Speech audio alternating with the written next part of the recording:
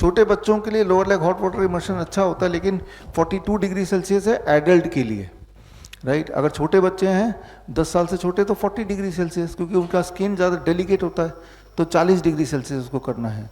यानी कि आपको ये देखना पड़ेगा छोटे बच्चे के हिसाब से वो कितना पानी, गर्म पानी वो सह पाता है, इसका अंदाज़ा लगाना है। तो छोटे बच्चे में भी lower leg hot water immersion उसी तरह से काम करेगा जैसे बड़ों में।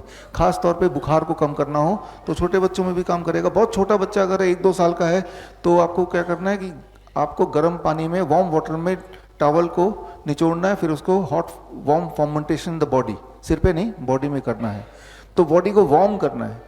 आप कभी देखते हैं कि बुखार जब होता है तो कांपने लगते हैं, है ना। जब कांपने लगे उसका सोल्यूशन क्या है कि जब कांपने लगेंगे, इसका मतलब कांपते कब है हम, जब बॉडी को ठंड में कांपते हैं, मतलब बॉडी को हीट चाहिए। जब कांपेंगे ना तो हीट जनरेट होती है, तो बॉडी को हीट चाहिए।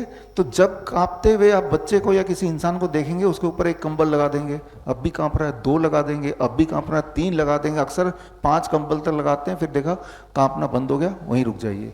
फिर कुछ देर में देखेंगे 15-20 मिनट में कि अब पसीने दिख रहे हैं, तो एक एक कंबल करके 5 मिनट बाद हटाते जाइए।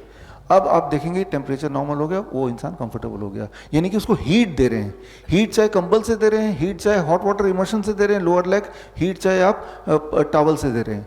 अल्टीमेटली आइडिया क्या है कि बॉडी को हीट चाहिए, तो हीट हमने बाहर से दे दिया। बॉडी क्या कर रहा है, कंपा के आपको हीट जनरेट कर रहा है। कंपा के जब हीट जनरेट करेगा तो आपके जो बॉडी की ऊर्जा है उसको यूज़ कर रहा है, तो आपको कमजोरी फील होगी, है ना, थकावट फील होगी, आपको लगेगा कि भाई मैं तो बीमार हूँ।